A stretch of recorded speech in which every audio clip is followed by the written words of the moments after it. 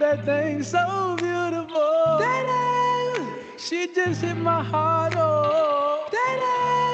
Full force and she got me like, I be like, baby, why you so fine?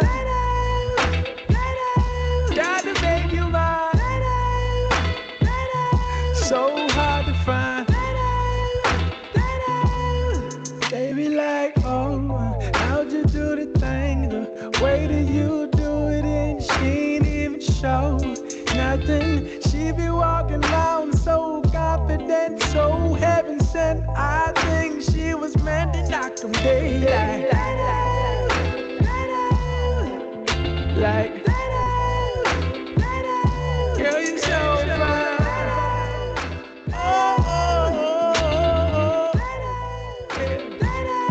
Girl, you rockin' like, ooh, baby, so fine. Miss Baby, girl, you knock 'em dead.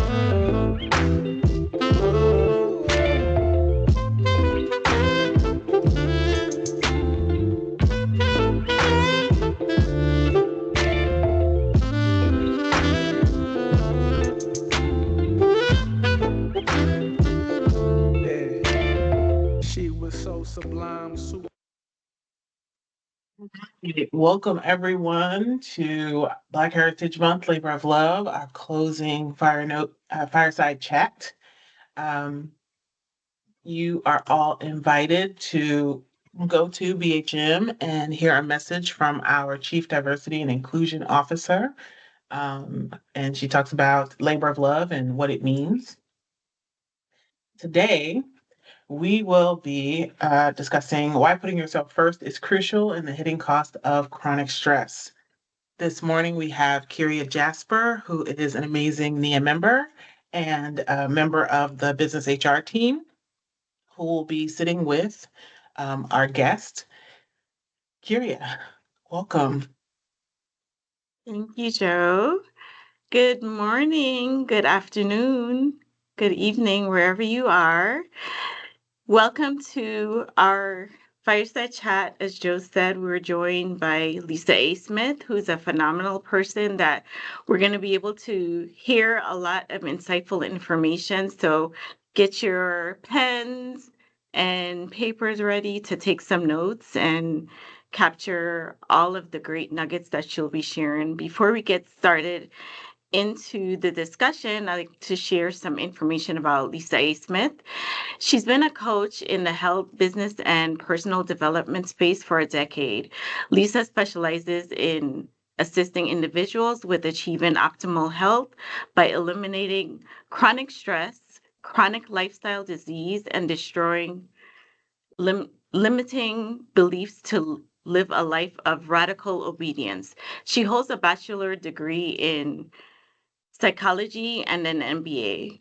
Lisa is the creator of Farm to Table plant-based coaching program, the Plant Protocol Business Accelerator, the first plant-based coaching certification to be founded by a person of color, the Plant Protocol 30-Day Vegan Challenge and Clarity, the mastermind for people whose self-doubt and imposter syndrome is preventing them from living a life of radical obedience. Over the last decade, Lisa and her team have assisted thousands of individuals with combating chronic health challenges and limiting beliefs to improve their confidence, quality of life, and contribution to society. Lisa, welcome to our Intel family. Thank you, Kyria. Thank you for being here today. I know we did send out some information in reference to your background and just some great work you're doing in this specialty space. And we just want to start by talking about stress. Can you talk about the different types of stress? Yeah, absolutely. So thank you so much for having me. It's a pleasure to be here. And I'm so happy we're talking about this topic because it is so important, especially in the corporate space, in the professional space. So there's two types of chronic stress, or two types of stress. One is acute and one is chronic. So acute stress is typically temporary and tied to a situation, right? So acute stress is usually something that's short term, and it's a situation that's typically difficult to manage, but it's time bound.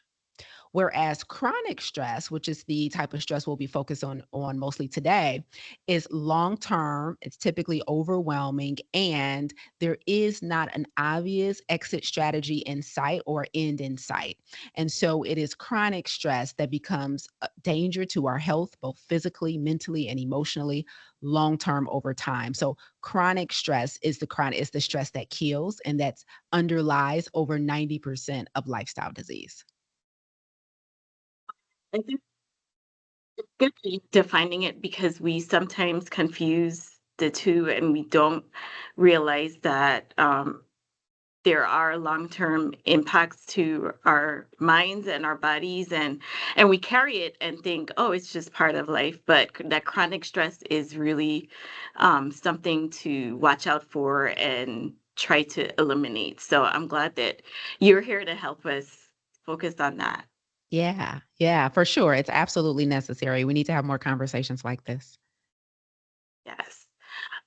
So what's a good way to eliminate stress in a realistic environment? Because here at Intel, we face a lot of different stresses, and Mhm. sometimes it's perceived intense stress, and sometimes it's um, stress that doesn't need to be uh, defined as a stressful situation, and approaching it is probably our way of developing stress where it's unnecessary. So what are some realistic possibilities of eliminating stress? Yeah. So first, Carrie, I have to say thank you for asking this, because a lot of times what most of us have been taught and told is that we should just manage it.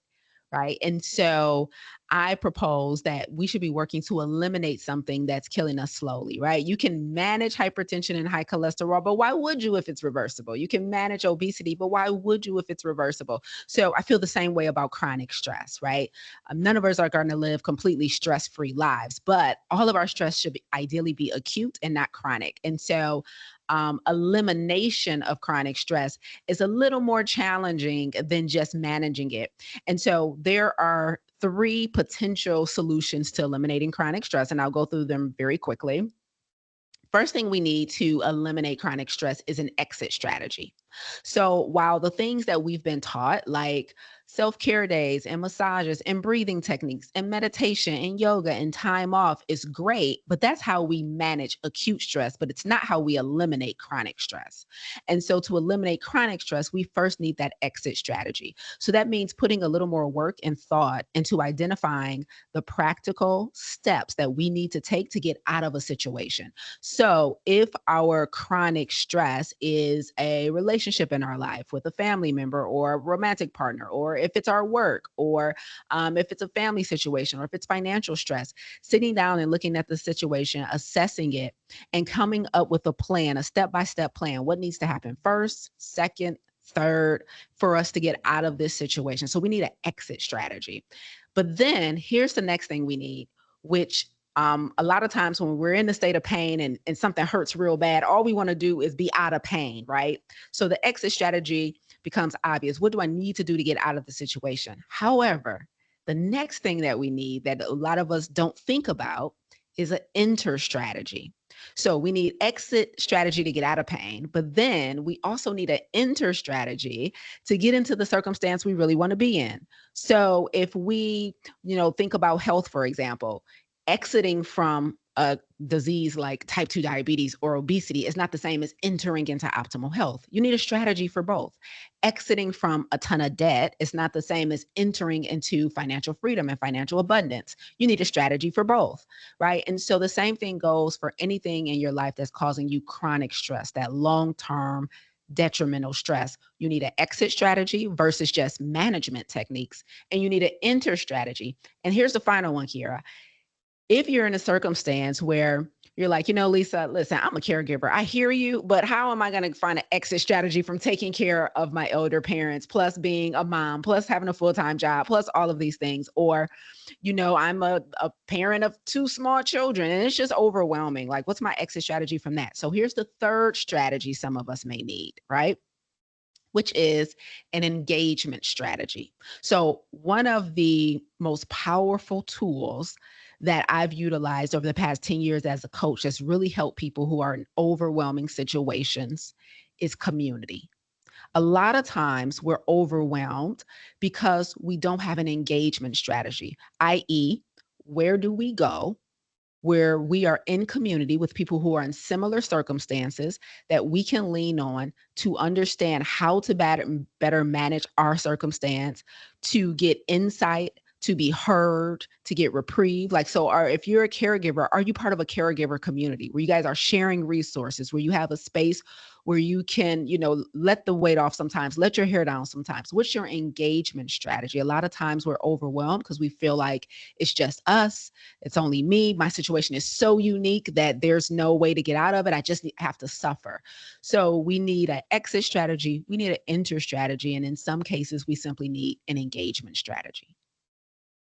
I love all of what you said because it's really defining an intentional strategy to help us not return to the space where we were overwhelmed, we were stressed out, and you want to live a very seamless life, right? Where you can enjoy things, but also face the challenges as they come without having to feel like you're going back to that place where it was just chaotic and overwhelming. So the part you talked about entering into a phase, I think we forget that, right? Because Yes. we look at eliminating it, but well, what are you going to do now? Like, what phase are you going to enter into?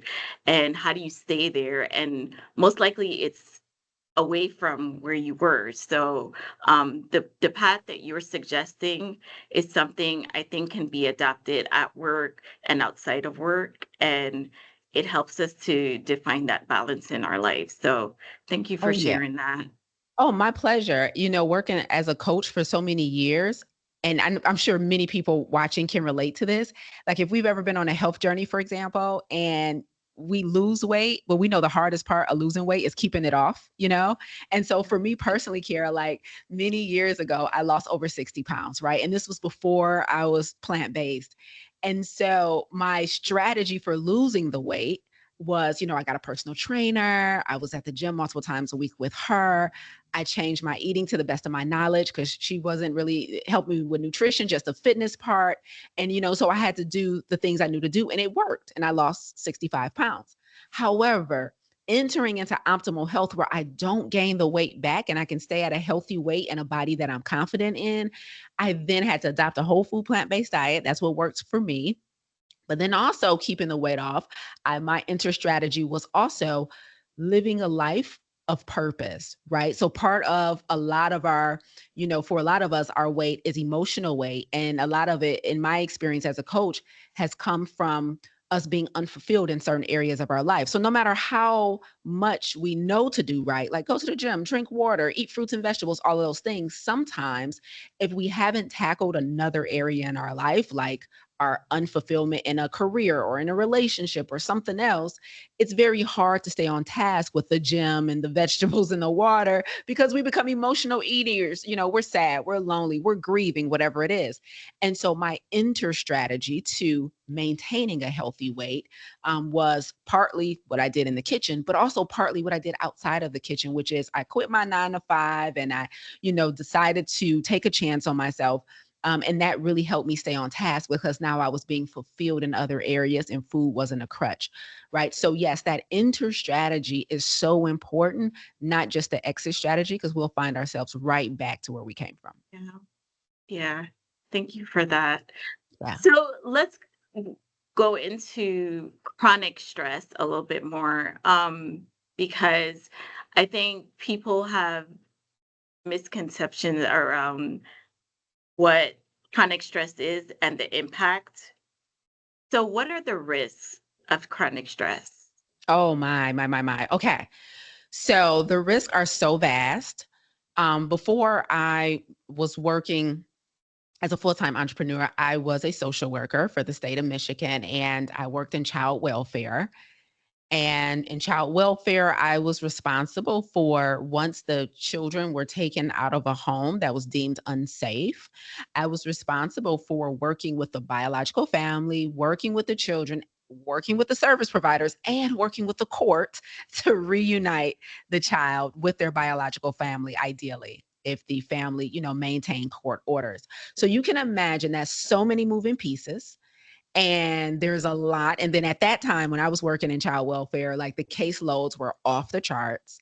And so for me, the stress presented as anxiety, as weight gain, as unhealthy eating habits, erratic sleeping habits, loss of fulfillment and satisfaction out of activities that I previously got satisfaction out of, right? So, like quality time with friends and family and loved ones wasn't the same. I was always anticipating having to go back to work, or thinking about the overwhelm that was coming, or my mind is on some super sad case that had just came in where a kid just got really violated.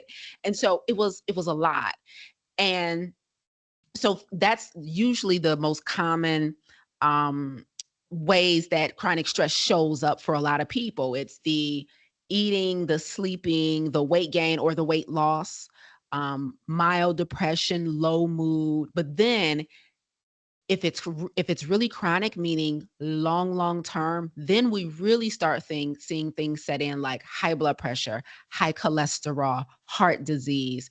You can lead to digestive issues, skin issues, low libido, chronic fatigue. So all of those things, when it comes to our physical health, is significantly impacted when we're chronically stressed. Because when you're chronically stressed, your body is constantly in fight or flight mode, and you release upwards of 17 different hormones during that time. And if this is happening over months and even years for some of us, imagine the damage it does if your body constantly thinks it's in fight or flight. Right. And so your sympathetic nervous system is activated, and you're releasing these hormones, and the release of those hormones are really useful in a short term if you have to get out of danger or get out of harm's way, but they're dangerous in the long term, and they begin to damage our blood vessels, and it can lead to health issues. So I've had plenty of clients who they like have went to the doctor, and like the doctor's like, we can't necessarily find a diagnosable condition, even though my client's like, there's something wrong with me, like I'm having these weird aches and pains, or things are off with my sleeping, and heart rate issues, palpitations, and it's all emotional though. Right. And so it's very hard to pin down a diagnosis. And when we start addressing those bigger areas in their life that maybe they've been avoiding or putting off, or just afraid to have difficult conversations or make tough decisions, when we start moving the needle in those places, we find that their health starts stabilizing again. So the health implications of chronic stress are vast.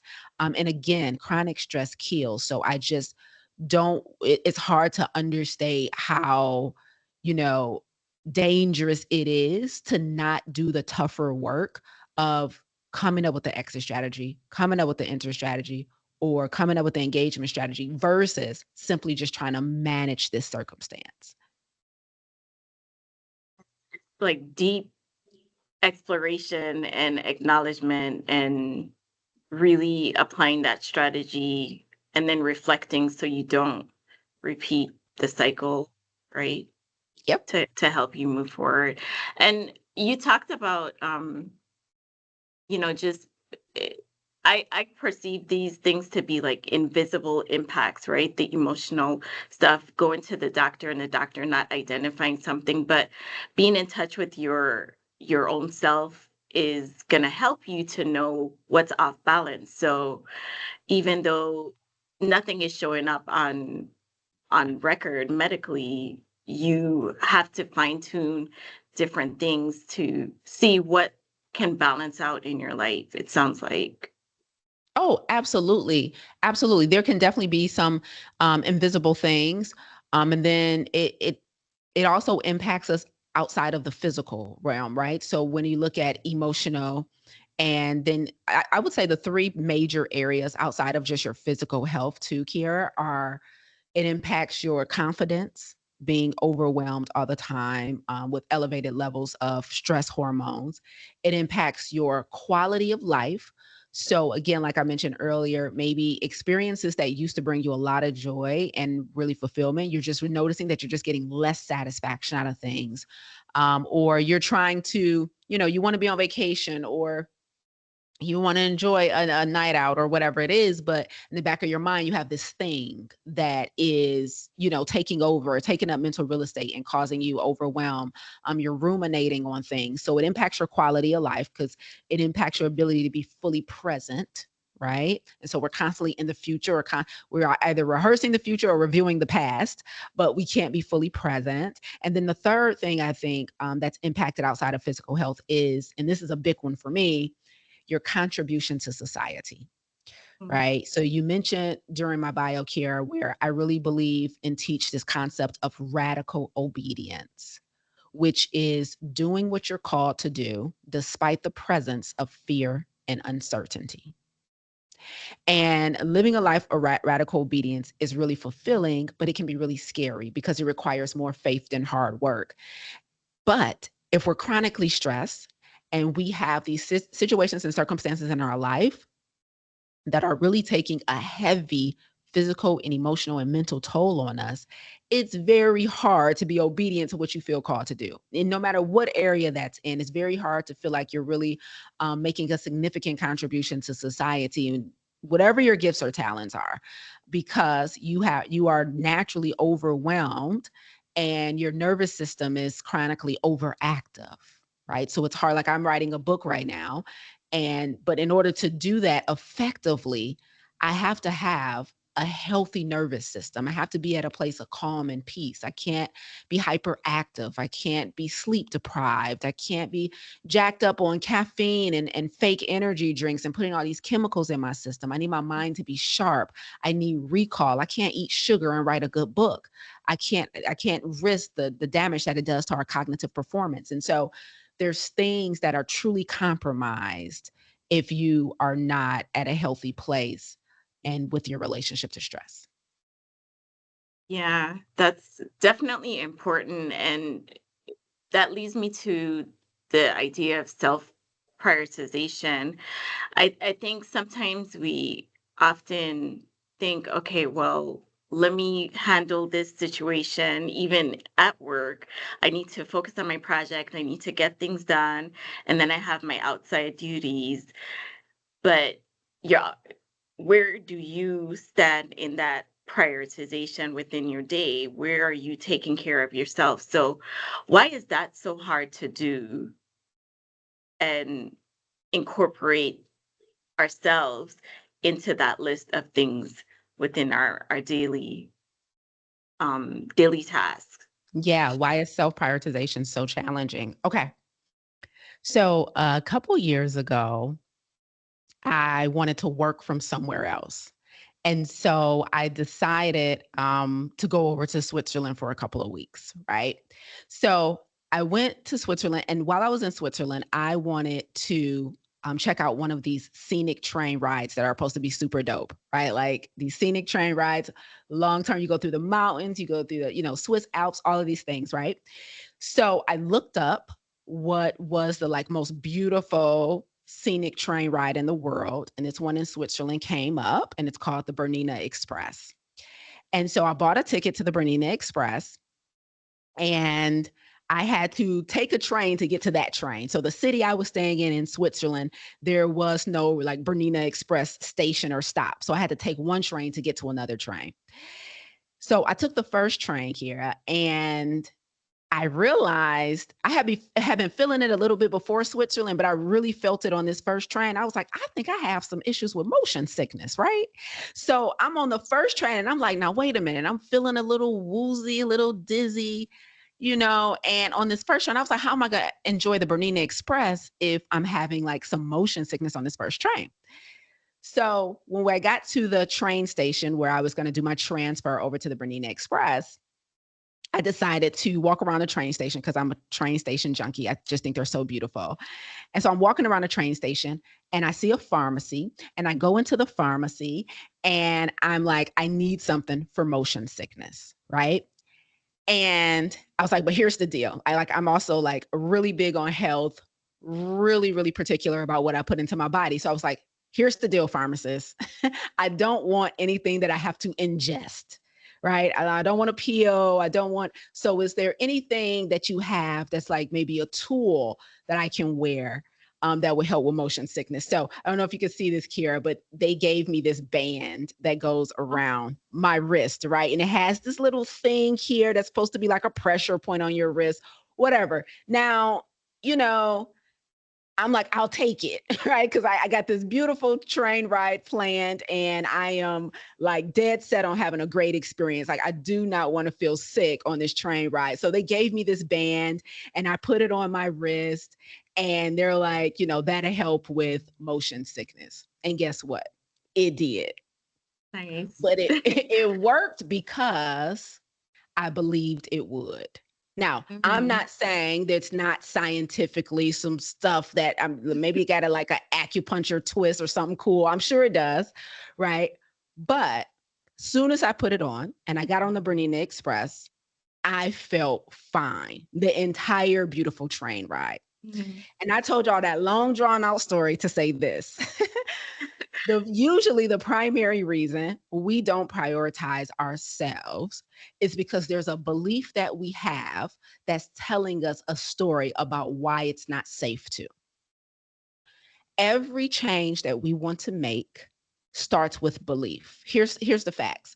When your subconscious mind accepts an idea, it immediately begins to execute it. So if you're holding a belief that says, there's no time for me, if you're holding a belief that says it's selfish to make time for me, if you're holding a belief that says things are not going to get done if I try and do something for me, everything's going to be behind, or if you're holding a belief that says delegating never works because people never do anything right. So I need to do all the things. And because I have to do all the things, because I don't trust other people to do things properly, you're holding a belief that says, therefore, there's no time for me because I have to do all the things because I'm the only one who does it right. Or I have to, do all the things and my kids come first and my family comes first and my work comes first and my parents comes first and all of these other responsibilities come first. The reason that you continue to perpetuate that behavior is because you have a belief that's telling you should. Yeah. And so to change behavior, we have to change beliefs. Behavior follows belief. So we need to start telling our subconscious mind something different. And we have to start stacking evidence to prove that to be true. Like, what? It's actually, if we believe that the true key to more optimal health, life, more fulfilling life, more calm, sustainable pace in life, if we believe that the true key to that was taking care of ourselves first, we would act accordingly. But we don't believe that because we're not doing that. We believe that there's no time, that it's selfish, or whatever other story we're telling ourselves. So that's how we prioritize. We change our beliefs first. Love that. I think that's something to apply in parenting, in at work as a manager, because even here the observations about like taking vacation and we get a sabbatical and there are some leaders who may not support or encourage employees to take care of themselves and take that time off. So if you as the leader is setting an example that will proliferate to others, and then everybody understands it's important to take care of yourself and it's okay. Like, you have the space, you have the resources, you have the opportunity, and you deserve it, right? Because you work hard. So telling ourselves that is definitely something to keep in mind, and keep ourselves at the anchor of everything. So Appreciate that. We Yeah. have some comments, some great inputs in the chat, and I would ask that the individuals who placed the comment, would you mind reading them, Timothy? Would you be able to share? But before we start that, I just want to reiterate participation because we know everybody has some great questions. If you want to type your question in the chat, or you can raise your hand to actually state the question, then we will go in that order just to make sure we're covering everybody and hearing your thoughts. So, Timothy, would you like to share?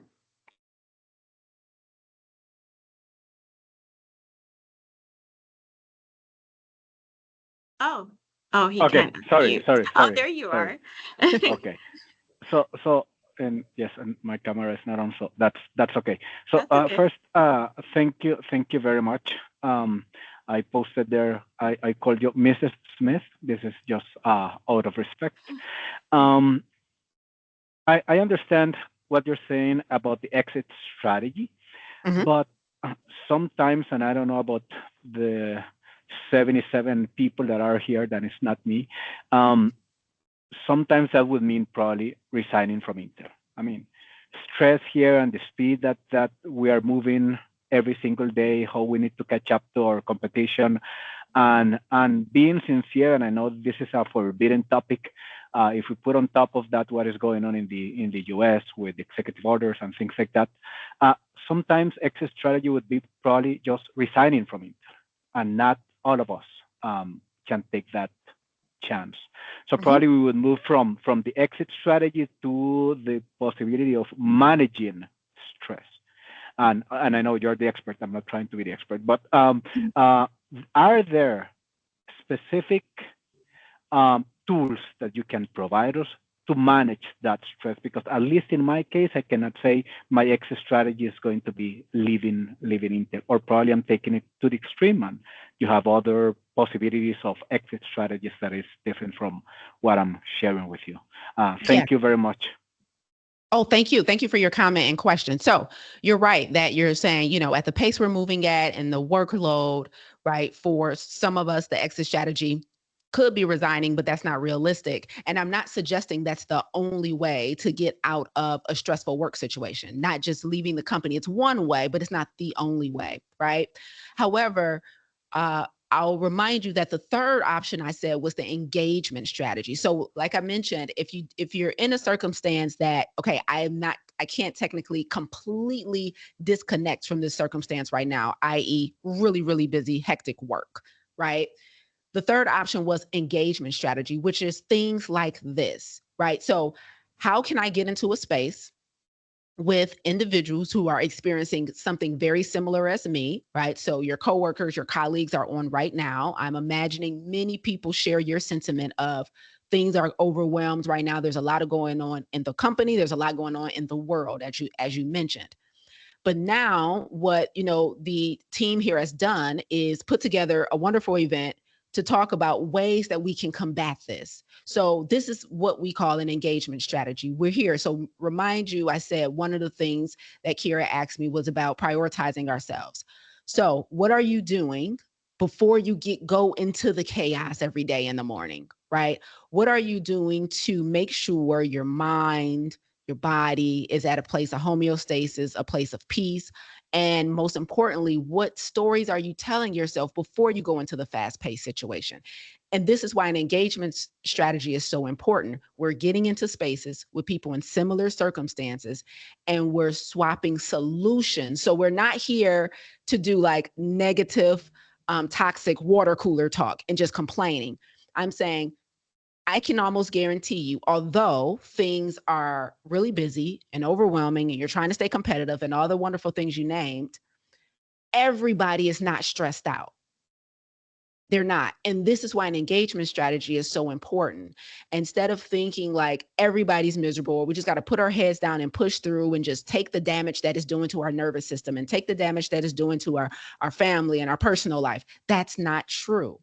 But a lot of times it's true for some of us because we believe it has to be, and it doesn't.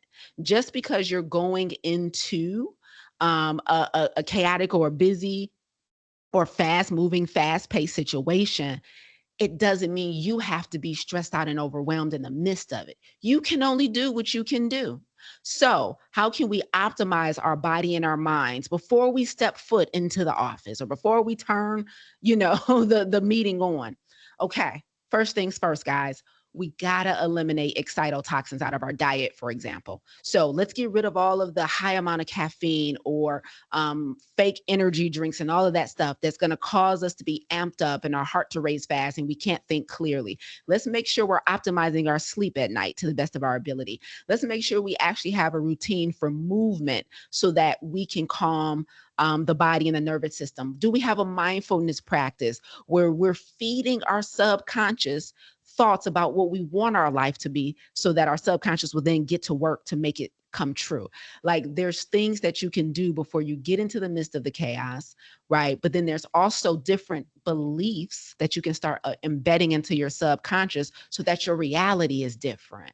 So just because you're in a toxic environment in the world or a crazy busy situation at work or a undesirable personal circumstance in the middle of a divorce, in the middle of something going on with your child or whatever, that's not a guarantee that you have to be overwhelmed, miserable, and stressed out. But because we're told it is, we believe it is. One of the things I told my students last month when we were doing a 30-day challenge, I said, for some of us, the reason we're sick is because we believe we're supposed to be. So a doctor has told us, hey, this runs in your family. And so you've adopted that and you've let that into your conscious and you say, hey, well, the doctor said type 2 diabetes runs in my family. The doctor said obesity runs in my family. So you're sick because you believe you're supposed to be. Let's see what happens if you started believing something different. So you're right. Everyone can't resign from their job, nor is that the only exit strategy.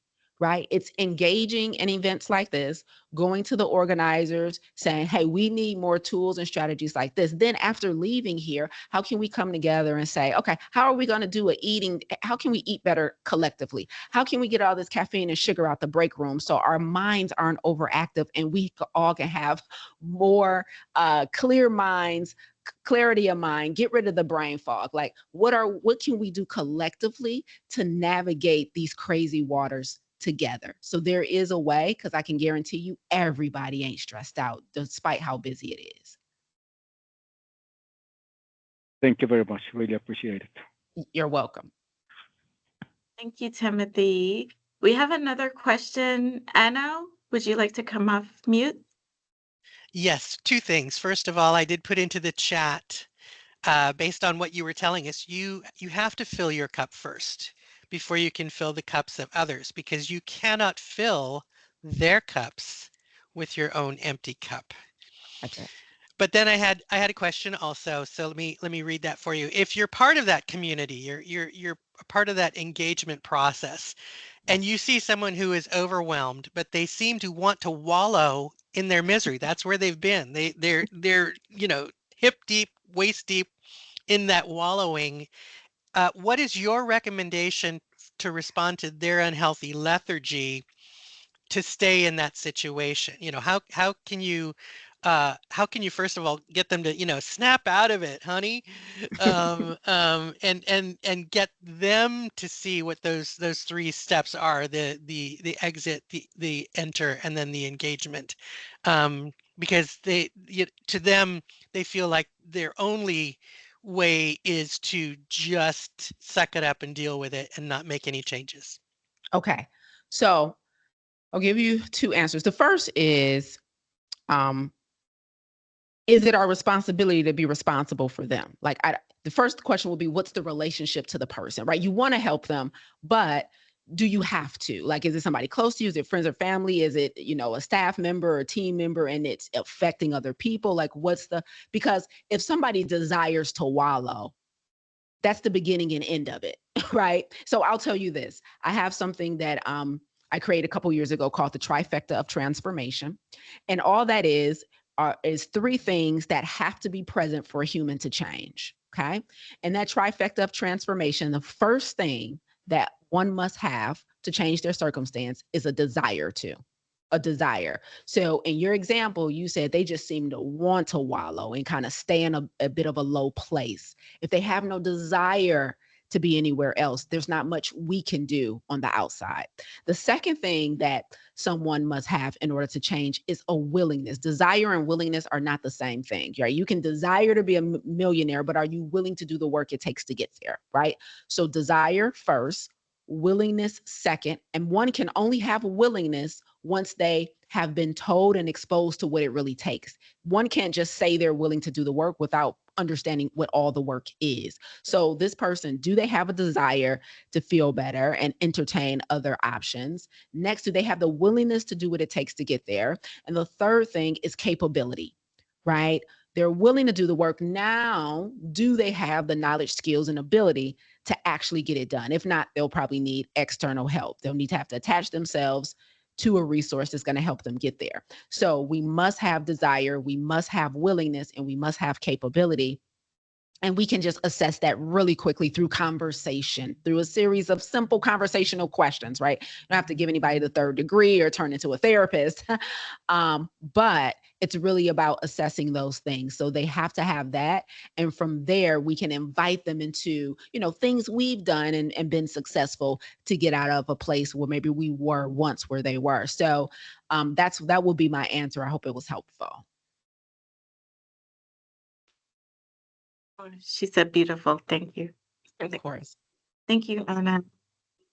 I'd like to go back to sleep, the concept of sleep, because you mentioned that as part of healthy practices. So how important is sleep? Oh, it's off the scales important. It is off the scales important, Kiara. So, so much magic happens at night when we're sleeping metabolically, right? Like our short-term memory stored into our long-term memory, cellular growth and repair. Like so much magic happens when we're sleeping. So if our sleep isn't optimized, and so we're waking up and we're not feeling rested, and our nervous system is still overactive, couple things are compromised. Our physical health is compromised, right? We have data and studies that have shown that when you're sleep deprived, for example, your blood sugar is more erratic. So someone who is not on the scale normally for diabetes, for example, can be technically pre-diabetic on days that they're sleep deprived. Your A1C could move just from being sleep deprived.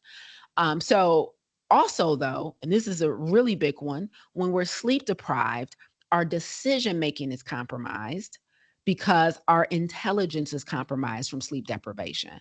And so it doesn't matter. It does matter how many hours you sleep, but what matters more than how many hours is the quality of those hours. So someone could sleep for 7 or 8 and not get good rest, meaning they haven't went through all the stages of sleep throughout the night. But then someone could sleep for 4 or 5 and be perfect. Right? So it's the quality of sleep. And so some of the things that impacts our quality of sleep are things like what we eat before bed. So if we're eating a bunch of sugar, a bunch of processed food, a bunch of chemicals, alcohol. So like I need a drink or I want a glass of wine before bed. All of that impacts our quality of sleep. Then other things are like the temperature in the room, the light in the room. We ideally should rise or go to bed with the sun, right? So the light in the room, things like the activities we do right before bed. So if we're working or we're on devices right before bed, that keeps our brain active long past when we're ready to go to rest. So we should be doing things that activate our parasympathetic nervous system, i.e. our rest and digest nervous system before bed. So all of those things, but then also just stress alone. If we're laying there and we're trying to sleep, but we got ruminating thoughts, right? We're thinking about this big project at work or stuff that's going on in the world that causes a stress response. All of that impacts sleep, and that then impacts our ability to function at a high level from day to day. So sleep is extremely important.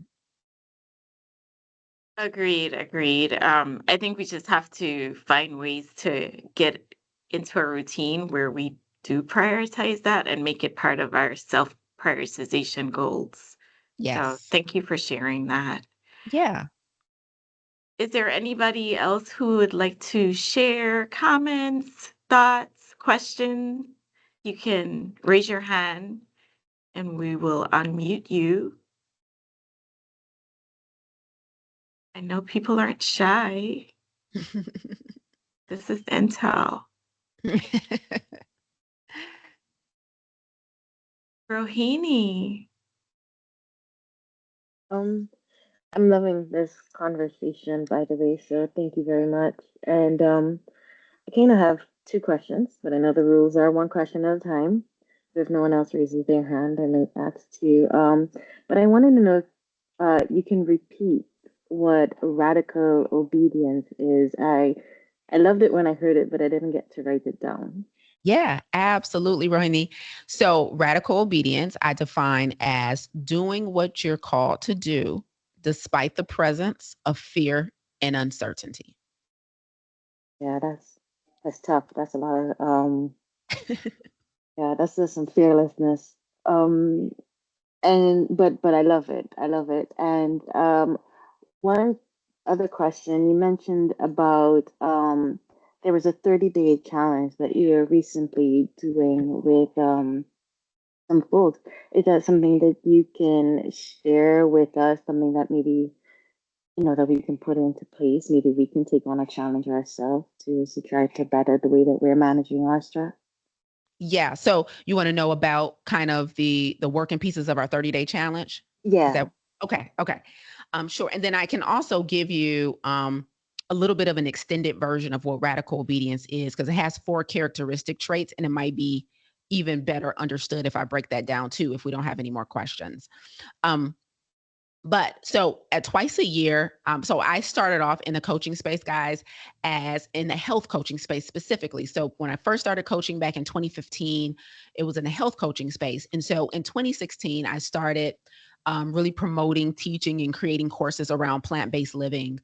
And so my kind of claim to fame in the coaching world started with plant-based nutrition coaching and really teaching individuals how to use food as medicine, because a lot of people die prematurely, or experience disability and disease that they're living with, but these are things that are preventable and reversible. So I wanted to teach people how to combat things like obesity and high blood pressure and high cholesterol and kidney failure and fatty liver disease and autoimmune conditions and reproductive health challenges and depression and anxiety using food.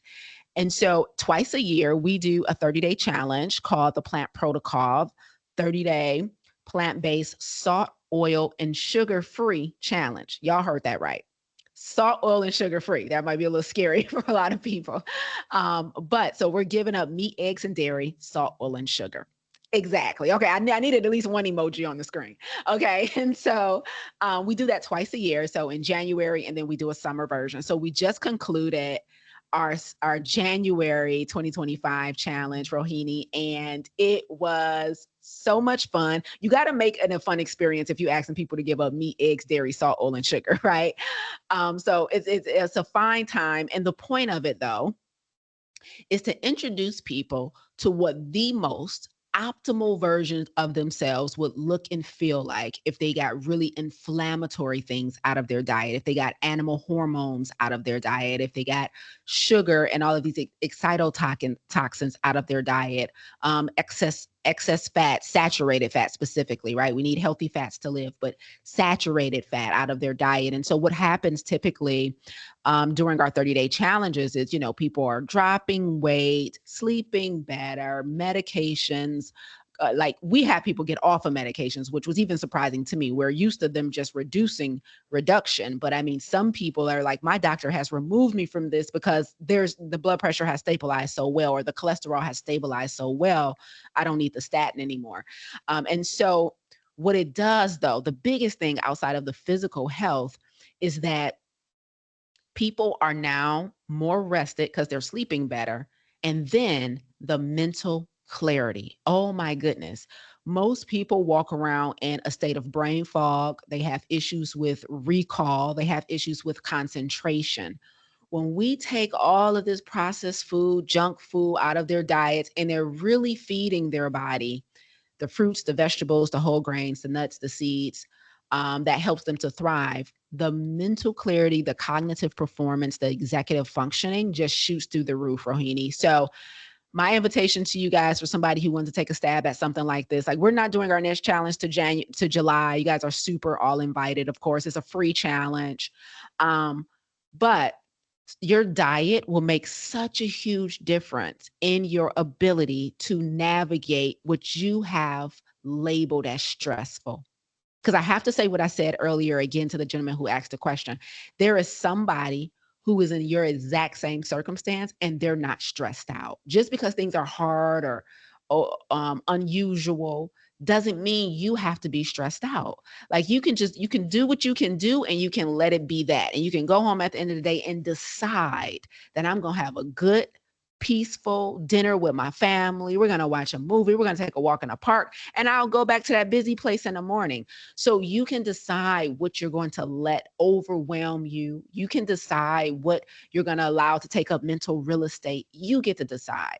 And one of the ways you can start making healthier decisions is changing what you're eating so that you can have the mental clarity to make the tough decisions and to do the hard things. So that is all about our challenge. And then if there's not another question before we wrap up, I'm happy to briefly talk a little more about what radical obedience is, if there's a desire. Yeah, there's no questions or comments in the chat right now. So Okay. you're welcome. Yeah, this will be probably really helpful for somebody to hear. So many years ago, and I just finished writing this book last year about radical obedience. I coined this phrase called radical obedience. And again, doing what you feel called to do, despite the presence of fear and uncertainty. And this isn't just in big things like, oh, I should, start an initiative for the homeless people in my city, or I'm feeling called to help children of domestic violence. It could be something small, like I'm really feeling called to have a difficult conversation with a coworker, but I'm scared. So it could be something as small as that, or as big as, a life-changing task or a world-moving task. But let me give you 4 characteristics that makes obedience radical, okay? The first one is complete, not partial. So that means you do everything that you're getting an intuitive pull to do, and not just some of the things. So the challenge for a lot of us, or at least for a lot of the people I've worked with, part of the reason their life doesn't look like what they want it to completely in their head is because they're doing the things that are not that hard, but they're avoiding the things that scares them. They're avoiding the things that are challenging. They're avoiding the things that maybe involve other people, or they feel like they'll be judged. So they're not doing nothing, but they're not doing all the things. Or even in our 30-day challenge, when I say complete, not partial, people will come into our challenge and they'll be like, okay, Lisa, I'll give up the meat and the dairy, and I'll even give up the oil, but the sugar, I gotta have something sweet. And so again, this is partial obedience, but not complete. And so I say, okay, you can choose how much of our protocol you're going to stick to in the 30 days. Just know that your outcomes are going to be partial and not complete. So if you are okay with losing some of the weight, if you're okay with just your blood pressure dropping a few points, but not going all the way down the baseline, that's fine. Just know that you made a choice for that because your obedience was partial and not complete, right? So the first characteristic is complete, not partial. The second characteristic of radical obedience is immediately and not eventually. So you have that friction in one of your relationships right now. You have that thing, that weird energy thing going on with a coworker, whatever it is. And there needs to be a conversation had, or there's something you need to address, but you're putting it off because it's scary, or because you're afraid of the outcome, or whatever it is. And so you plan to do it eventually, but you're delaying it. And so that is, I'm going to do it eventually, but I'm not doing it immediately. And so that prolongs stress, right? So delayed obedience is still disobedience. So the next thing that makes obedience radical is that it is immediately. You do the thing as soon as you feel the need to do the thing, and not eventually. Don't wait 2 weeks. Don't wait another month. Don't wait another year. Do what you feel called to do immediately. The third thing that makes obedience radical is that we do things with a good attitude, an attitude of gratitude, right? So I'm an entrepreneur, and recently we had someone who has spent thousands of dollars on one of our programs. She immediately got like buyer's remorse. I don't know if I should invest this much in myself, she says. I don't know if I could. I don't know if I should. Maybe I made a bad decision. Right. And so she reached out to me and said, I think I want a refund. And then guys, we're talking about what, like $5,000, right? And I knew immediately in my spirit and my gut to let her go. Like, even though, I could legally, make a case for, we don't owe you a refund, but I felt in my spirit, she's afraid of investing in herself. She's not going to show up with the right energy to do the work. Just give her the money back. But I had to give her the money back with a spirit of gratitude, not begrudgingly. So we also need to show up on assignment with a high, healthy attitude, doing the things that we are called to do. You can't do it with an attitude. You can't do it with gossip. You can't do it begrudgingly. Like, I'm going to do it, but I'm not going to like doing it. No. We do what we're called to do, and we do it willingly and happily. So I refunded $5,000 with a smile. Ooh, child, the personal development work I done to get there. Okay. And the final thing as we wrap up here, the final characteristic of obedience is we must do it with innocence and not expectation. So what that means is you do what you're called to do, but not because you're looking for a certain outcome, not because you expect something in return, not because you're attaching your personal expectations to the thing, but because you were just told to do it intuitively, right? And so it is, it's not like, well, I'm going to do this for them, or I'm going to go ahead and do Lisa's 30-day challenge, but if I don't lose the weight, then I'm quitting the whole thing. I'm throwing this whole eating thing away. We have all these expectations, and when our expectations are not met, we then decide to make different decisions, even though the decision we made in the moment felt super right. Like Lisa, yep, I'm in that season where I'm feeling called to a plant-based lifestyle, or I'm feeling called to entrepreneurship, or I'm feeling called to meditation and yoga. But if the outcome isn't what I expect, I abandon the assignment. So we have to do things with innocence and not expectation. Do it because you're supposed to do it. Do it because eating right is the right thing to do. Not, I'm just going to do it, but only if I get this certain outcome. If I don't lose this weight by Tuesday, I'm going back to chicken and cheese, right? So we're doing it for the wrong reasons. And so I hope that helped, Rohini. Those are the 4 characteristics of radical obedience. We do it complete, not partial, immediately, not eventually. We do it with the attitude of gratitude, and we do it with innocence and not expectation. Lovely. Thank you so much, Lisa. We have 2 minutes left. This was so enlightening, and you gave us so much to think about. I think we definitely have some reflection to do, and just kind of have our quiet time to look at, okay, what's one thing we can start with today? Because you talk about immediate, right? So not wait till, what's today? Thursday, not wait till Monday. Do it today. One thing, and it could be small, right? And then you build on it and gradually get to where you want to be, and have realistic expectations too. So thank you so much for coming to Intel and sharing your knowledge and your insights, and just helping us to revive a sense of self, because we definitely need that.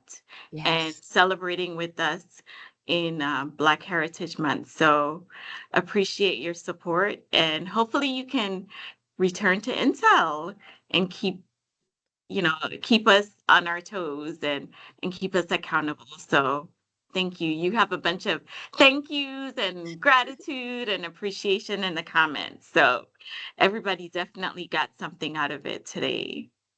Great. I'm so happy to hear it. I would love to return, because we can workshop some of this over multiple weeks and really, really, put it into play. So I'm so happy. Thank you for all the love in the chat, guys. It's really, really been truly a blessing to be here with you today.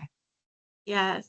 And we'll share your contact information so that people can follow you on social media and keep up with their strategies as well. So Thank you. thank you. Joe, do you have anything to add? Yeah, before I we just close out? wanted to thank you both. Thank you, Kyria, for facilitating the conversation. Thank you, Lisa, for sharing all of your knowledge. And we definitely will be talking about bringing you back. For the audience, you can definitely visit, go to BHM for the recording that will be available this afternoon, and for any upcoming events that we have in the next couple of months. And thank you all for being here today. Have a good day. Bye.